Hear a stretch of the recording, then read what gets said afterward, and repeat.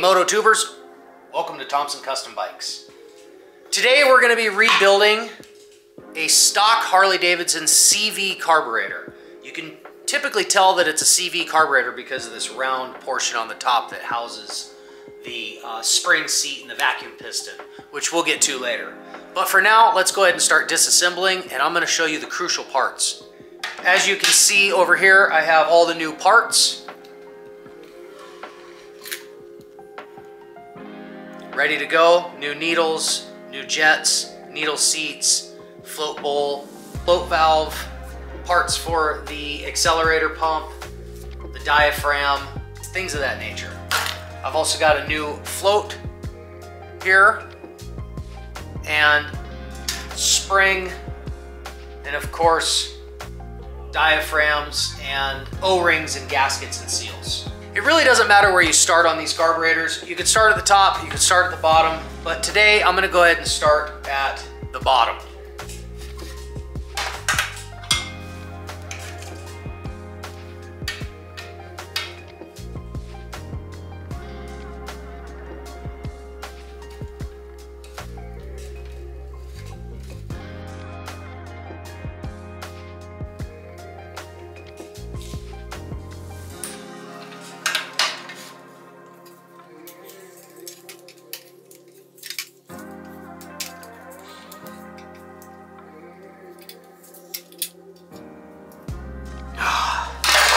Oh, we've got a screw being a pain in the butt here, so I'm going to go ahead and get some penetrating lube on that.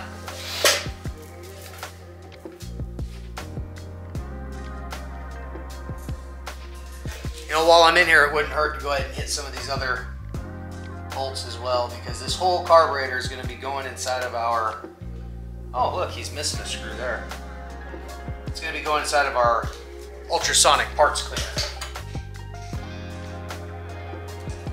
So it really doesn't matter what we get on here. Okay, since that one's being difficult, we're gonna let it sit. I'm gonna go ahead and work on the accelerator pump here. Pull these apart. I have a feeling this carburetor has never been apart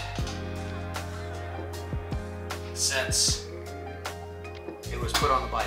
I can tell by looking at certain things, seals and gaskets, and also the fact that these screws are astronomically tight. And remember, when you're putting this back together, they don't need to be extremely tight. They just need to be good and tight, enough for the gaskets and the seals to make contact and create a seal.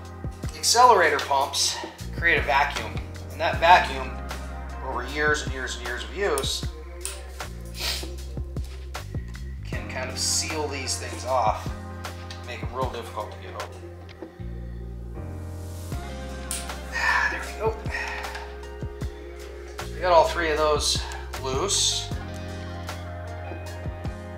If you notice, I like to loosen bolts up before I take them off. If you just pull one bolt, the whole thing goes crooked, and then you might miss something that you are inspecting on these. And you know, there's a possibility this has been on since day one, but there's also a possibility it's been completely gone through by someone else. And if that's the case, then what you need to do is verify that they did it correctly. So if we're missing certain O-rings or gaskets, or springs are upside down, or things of that nature, we got to be sure and be aware of that. And if you just start pulling the whole thing apart without realizing what you're doing and paying attention, you can definitely overlook something.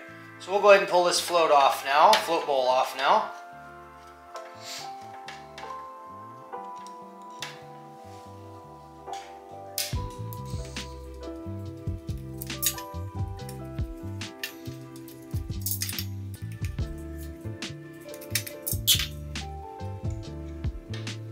There you have it. There's your float bowl. The inside of this float bowl is not too bad looking. I've seen worse. But regardless, gasket here is getting replaced, and this whole thing's going through the deep cleaner. Pull this accelerator pump apart.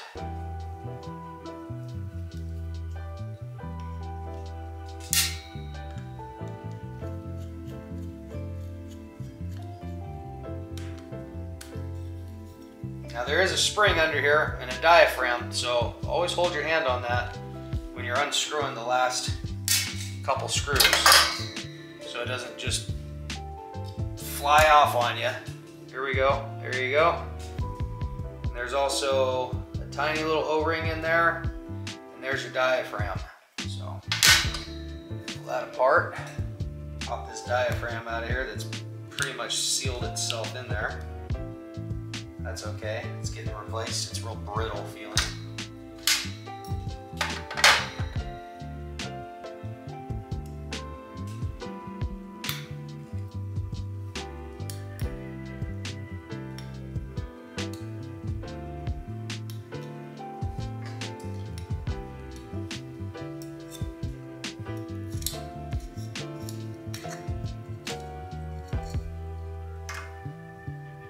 Yeah, pretty sure this is the original gasket. It's supposed to be rubber, but it just broke in half. Watch this. So, that's why we replaced these. Small flathead to pull the drain screw. This is where you would drain the fuel out before pulling the carburetor off the bike. Sometimes these are really stuck in there. This one wasn't so bad.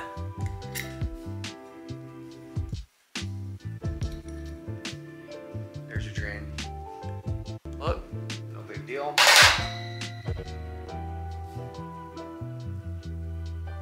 Okay, moving on.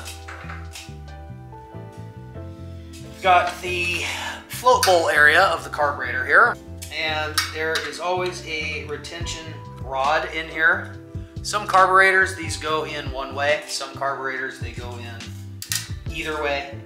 This particular one is universal. There's our float. And now we're into our jets. We've got our fuel float valve that I just pulled out of here, and the needle jet holder and main jet all right here. We'll go ahead and pull those apart.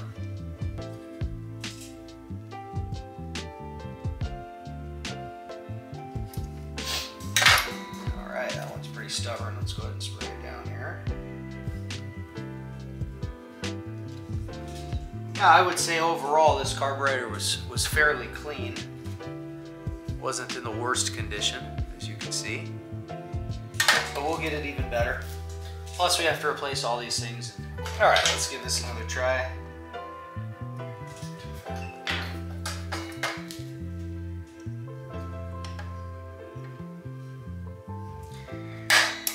There we go. All right, and that is our needle jet holder. Our needle jet is in there, the needle is in there, and the main jet is right here. And I can already see, just by looking up to the light, that some of the holes in this guy are clogged. Some of them not looking so good, so I'm gonna go ahead and set that to the side for now. That pretty much does it for the lower part in the float bowl area. We're gonna go ahead and turn the whole carburetor over now. Oh, look at that, it's fuel inlet valve. Completely broken. That's old. Didn't even barely take anything to break that off. We'll have to order one of those. That didn't come with the kit. But that's okay. That's why we're here, replacing all this stuff. All right, so flipping the carburetor over, we've got 4 screws on the top. And this area in here is where the vacuum piston is. This creates a vacuum and moves the needle up and down. Oh yeah, he was missing one there. We'll have to get a replacement for that. Now once we pull this top cap off, there's going to be a spring retainer, or a spring seat, they call it, and a diaphragm with a vacuum piston inside that we're going to pull out and inspect. We're going to replace the spring, we're going to replace the needle, everything inside of here. All right, that just fell off. No big deal. There's the spring. Gonna definitely replace that. Oh, look at this. We've got some gunk in here. Somebody gooed in here. Look at this. Pretty sure that's not from the factory.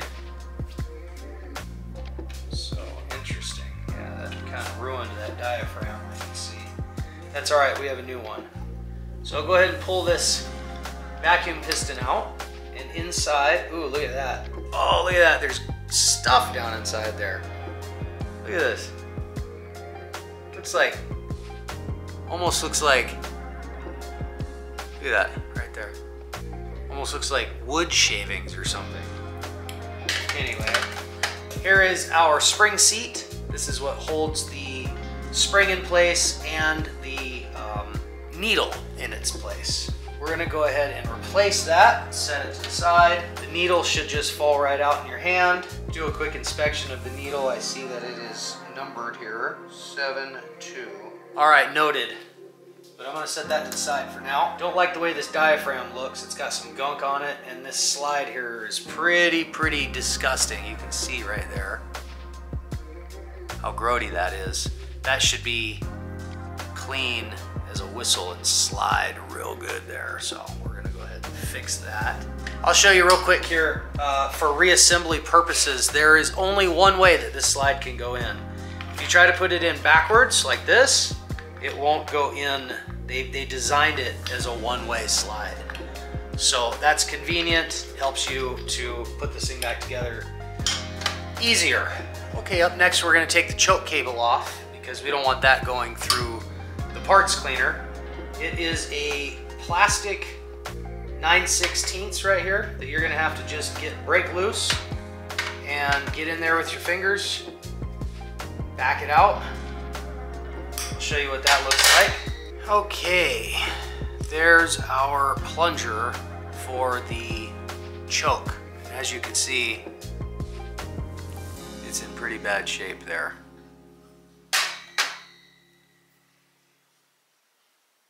There it is. This thing's filthy, dirty, nasty. Alrighty, that pretty much does it for the carburetor. For as far as we're gonna go, there is a carburetor part number right there. Maybe, just maybe this thing will zoom. This is the exact number we're working on. And it is a Harley Davidson carburetor. So we're gonna go ahead and get this thing put in the parts cleaner and then reassembled. All right, let's go. 2,000 years later. Carburetor's back from the ultrasonic parts cleaning machine and we're ready to reassemble. So let's go ahead and pull this thing out, see what we've got. Another thing I like to do after it comes out of the parts cleaner is hit it with an air compressor real good, just to blow out any water or bits of dirt or anything that may still be collected in there, because you never know what's left. There's always something left. So I'm gonna go do that off camera right now, but make sure to hit this with air compressor. We're gonna start reassembling the CV carburetor, and I'm gonna go ahead and start with the jet side. We've got our new jets here. This one here, the littlest one, goes down inside there. Now, something to keep in mind when you are seating these, they do not need to be crushed in. They do not need to be gorilla hands, okay? This is light and gentle work here. You just put it in until you feel it stop. And that's it, okay? Very gentle stuff. Now we need to put the new needle seat in. Now these can only go in one way because one side is larger than the other side. And you can test it by dropping it in. So that's what I'm doing right now. All right, now that that's dropped in, go ahead and put the needle jet holder in, which I've already attached the new main jet to. And that as well needs to be tightened down, but once again, not gorilla hands tight, just good and tight. Just like this.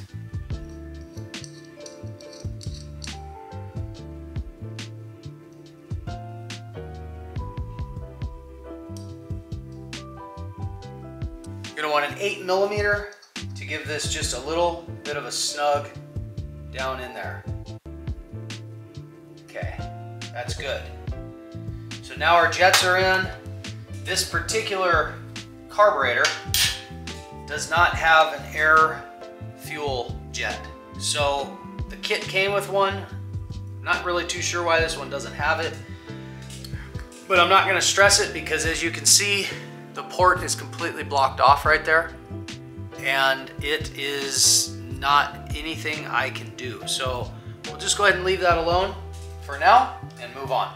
I'd like to move on to the accelerator pump and the lower portion of the bowl here. Don't forget to replace that teeny tiny little rubber O-ring that goes down in there. It's on this side here. There you go. Okay. We've got our diaphragm.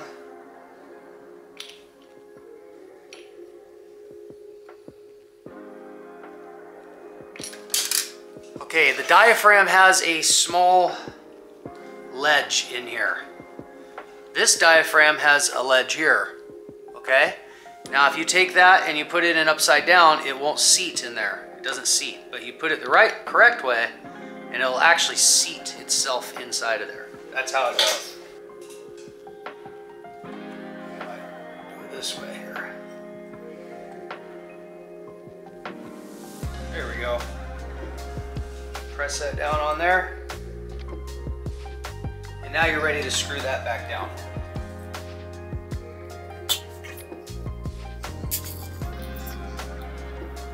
And you don't want to tighten them all down.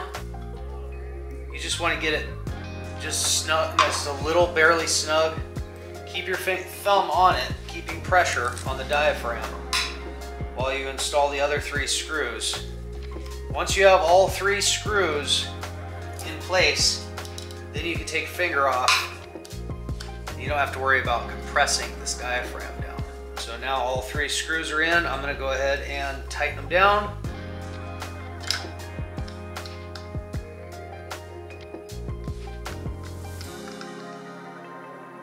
Once again, this doesn't have to be gorilla tight, just a little extra snug. And there you have it, your diaphragm's all done. All right, on your float bowl, you're gonna wanna replace your rubber gasket. Go ahead and press it down into the channel. Make sure that there's nothing binding or off on that. Otherwise, you'll end up with a fuel leak. That's never good, especially with a carburetor. So, get that in place.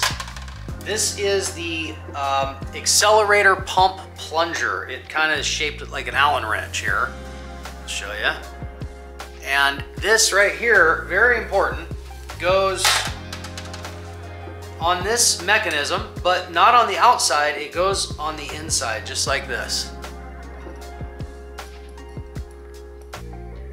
There you go. Now for now, we'll just go ahead and set that out of the way. Next, let's go ahead and assemble the drain screw.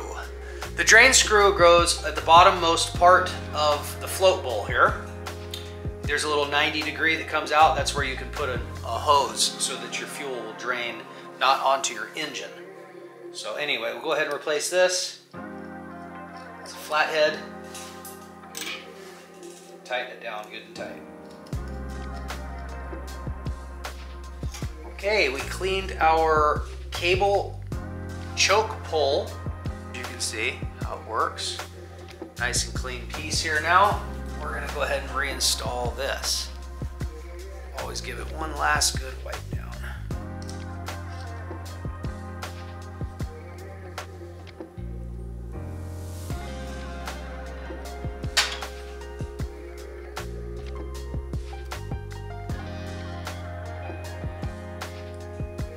Okay, once you get the choke cable put back in place and tightened down, remember that's 9/16, go ahead and move on to the float. The float has its stopper and the actual float portion itself. These work together and need to be installed just right.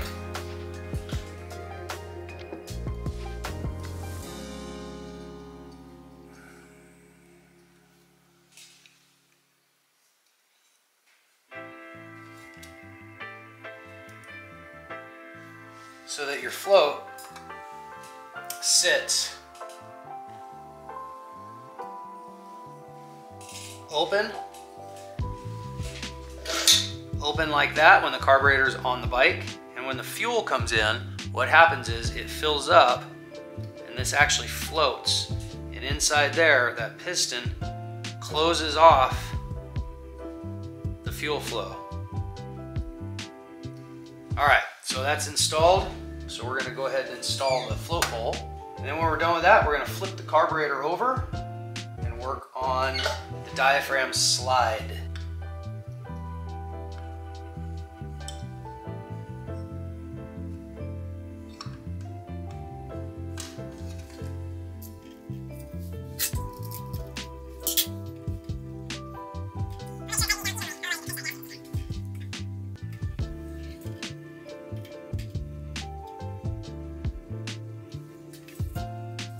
Okay, now that those are tight, go ahead and flip the carburetor over. Now we're going to work on our diaphragm slide portion. You're going to take your needle, drop the needle down inside the slide, making sure that it's in fully seated.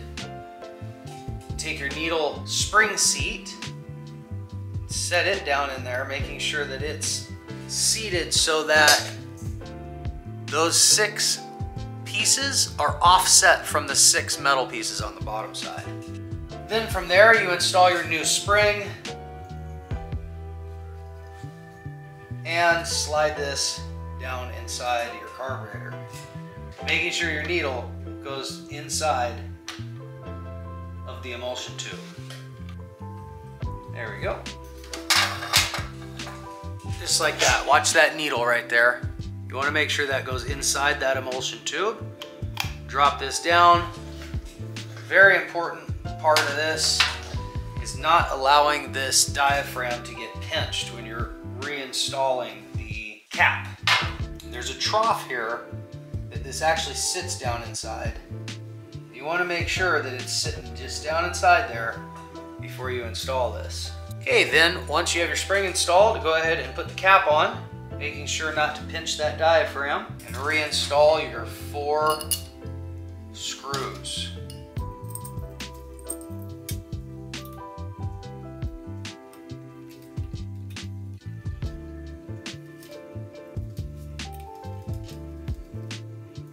And there you have it, Moto Tubers, a fully rebuilt and cleaned CV carburetor for a Harley Davidson.